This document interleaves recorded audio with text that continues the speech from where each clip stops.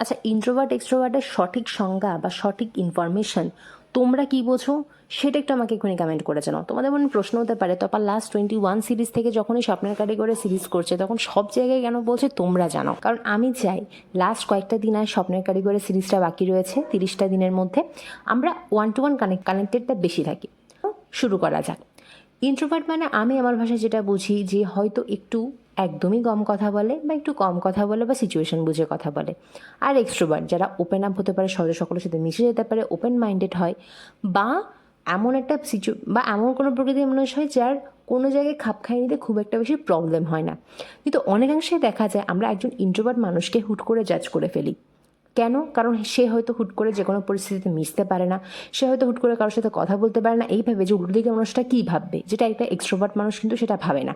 সে তার ইচ্ছে মতো তার মতামত পোষণ করে এবং সেটা খুব সুন্দর করে সে ব্যালেন্স করতে জানে, যেটা একজন ইন্ট্রোভার্ট মানুষ কিন্তু বলতে একটু দ্বিধাবোধ করে।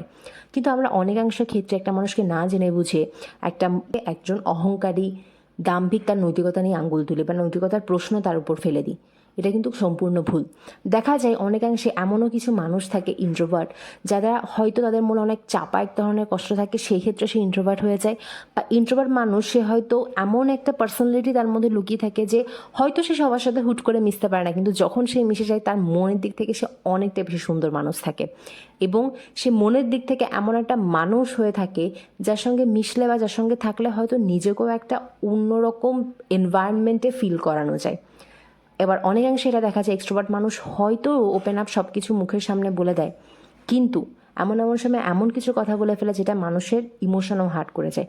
তবে বলা বাহুল্য, কোনো ক্যারেক্টারের মানুষই খারাপ সৃষ্টি হয়, আর আর এই মানুষই কিন্তু এই পৃথিবীটাকে বাঁচিয়ে রেখেছে। ভালো থেকো সকলে, দেখা হচ্ছে নতুন একটা এপিসোডে।